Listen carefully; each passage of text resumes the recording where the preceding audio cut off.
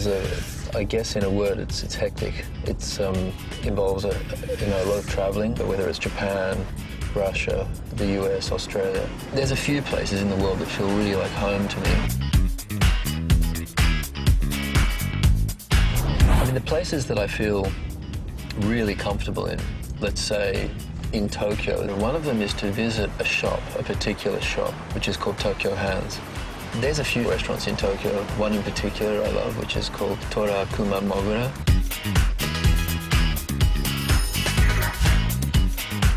Paris, I sort of always associate Paris with food. And as I said, there are some restaurants that I love to go to.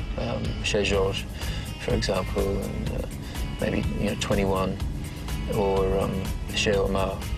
There's a few fantastic shops in London that I always love to go to, like Lobb, the shoe shop, which is kind of like going back in time, like stepping into a kind of time machine. But when I'm in New York, I spend a lot of time with friends, and I tend to spend quite a bit of time in and around one of the Gagosian Galleries. Going out in New York, I tend really to go to restaurants and things. There's one club that I've, probably been to more than many others, and that's called Beatrice. It's run by a couple of friends of mine who are also involved with a place in Paris called the Baron, and of course there's a Baron in Tokyo. But there is one shop in Milan that I always go to called Lorenzi, and it's in Via Montenapoleone. Anyone that's been to Milan will, I'm sure, have been to this shop that sells everything from sort of men's shaving stuff, which, as you can see, I don't do very much, but it's just a very bizarre collection of objects, but they're all incredibly beautifully made. What I love most about the globe-trotting lifestyle is the sense of freedom sort of gives me. It helps me to feel sort of independent. I suppose my greatest luxury is to be able to, ultimately to do what I want, when I want, and how I want. But there are certain material things that do signify luxury for me.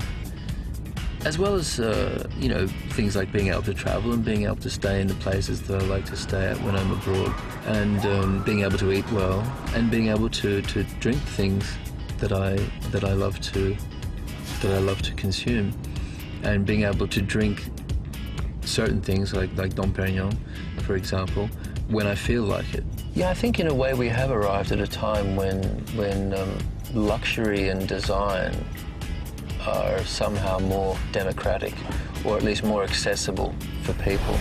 This is an object that I designed recently for Dom Perignon. I call it the black box. And what it is a kind of a firmly insulated container for a bottle of Dom Perignon. The fact that you can lift this thing up, carry it around with you, and it's a bit like a suitcase. I mean, it says a lot about travel, really. It says a lot about kind of mobility. So, to combine that sense of portability with an object like Dom Perignon is a really kind of contemporary thing. It's super cool.